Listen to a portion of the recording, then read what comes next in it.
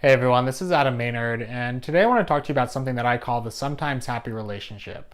Chances are either you or someone you know has been in a relationship like this in the past, or maybe you're in a relationship like this right now. And so I kind of want to walk you through what the sometimes happy relationship looks and feels like so that you know what to be aware of and kind of how to navigate these types of situations, either now or in the future. So what is the sometimes happy relationship? The sometimes happy relationship is a relationship where the good is always outweighed or always counterbalanced by something negative, something painful, or something distressing. And you're kind of yo-yoing back and forth between these really, really great times, these really, really great moments, and these moments that really have you questioning what the relationship is all about, whether it's worth it, what you're doing there, why it has to be this way. And all of our relationships have struggles. All of our relationships have conflict. I don't think there's any relationship out there, no matter how happy or functioning or self-sustaining, that doesn't have moments where kind of you're at each other's throats. I think that's just the way of life. But it's really about the degree to which and the regularity with which those things occur and those things happen. I think that good relationships bring up a lot of stuff for us, and they have a way of challenging us in really good ways. But the sometimes happy relationship is a little bit different in that it seems to continually bogged down under its own weight and under its own set of challenges that really don't bring us any relief or bring us any closure or bring us any measure of growth or learning that another relationship might. So it's really in a category of its own. If we call it the sometimes happy relationship, the kind of better example or the thing we may actually be striving for, I think we could call the mostly happy relationship or the almost always happy relationship. And the maybe on the other end of the spectrum, the relationship even further to the negative side would be the almost never happy relationship or the struggling relationship. And so the sometimes happy relationship again is somewhere in the middle. And the reason that sometimes happy relationships can be really challenging to figure out kind of where we stand and where we want to go and what to do with is because every time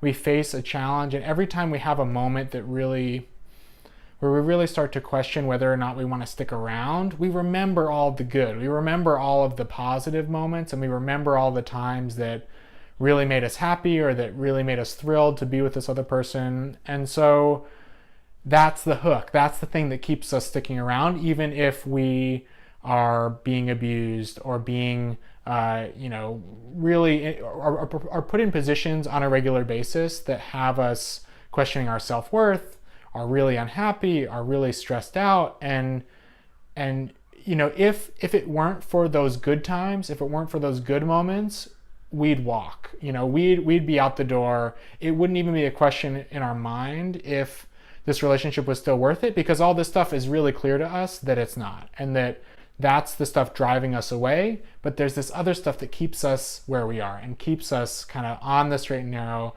accepting the status quo.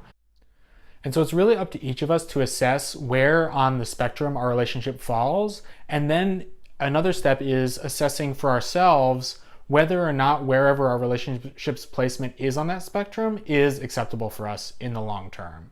And a really important thing to keep in mind when we're kind of doing this evaluation and we're doing this introspection and we're really looking closely at kind of what falls in the positive category and what falls in the negative category is that I think one of the main things that separates a sometimes happy relationship from something more towards the positive end of the spectrum is that the things that end up being in the negative category for a sometimes happy relationship are really hurtful, and they really undermine kind of the good faith positive elements of any relationship, but especially one in the middle that's kind of hanging on by a thread or might be hanging on by a thread. And those things are things that undermine our self-esteem, things that call into question our worth or our value, things that demean us, things that make us feel worthless. And those kinds of things that end up in the negative category in a sometimes happy relationship really don't show up on the mostly happy relationship end of the spectrum.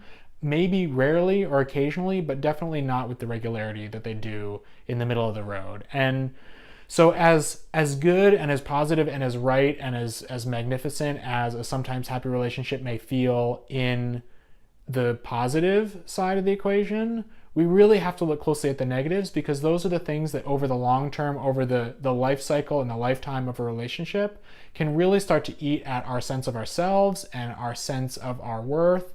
And those are the things that are really challenging, or can be really challenging, to build back up over time if we're not careful, and if we're kind of in this unrelenting process where those things are continually being called into question and become the default for how we're relating to someone who ostensibly should be the one who loves and cares about and accepts us unconditionally. So the reason that sometimes relationships can present some pretty perilous situations and some pretty perilous dynamics, and why they themselves kind of are so treacherous, is because they're really they have a lot of friction in this positive negative duality, where we tolerate a lot of the things that, if we were being honest with ourselves, we probably wouldn't tolerate, in favor of, or because we also have these things that really make us happy. And we don't want to sacrifice those things that we enjoy and those things that make us feel special. We think that it's not worth sticking up for ourselves to overcome the negative parts, because we want to hold on to what is good about it. And we all have to make our own choices, and we all have to make our own evaluations when it comes to staying or leaving relationships, or advocating for ourselves and setting firmer boundaries and communicating more clearly within the context of a sometimes happy relationship, maybe where we can move the dial closer to the mostly happy relationship end of the spectrum. But the first step is awareness, and that's what this video is all about, is making you aware of the fact that there is a balance. And if that balance is really too heavy in the negative elements, and you find yourself sticking around because there are these good moments, really take a long hard look at those bad parts and ask yourself, am I maybe doing myself more harm in the long term than I realize? Or do I just deserve a relationship that doesn't have these parts, that is happier and accepts me and doesn't call these things into question, and isn't so combative all the time, and doesn't make me feel the way that those really lousy things make me feel, because that's no good. So those are the perils of the sometimes happy relationship. I hope that has been helpful for you, and let me know in the comments, have you ever been in a relationship like this? Is that something that you might be facing now? I'd like to know kind of your perspective on this type of dynamic, and where you think you might go from here. So take care, and I'll see you back here next time.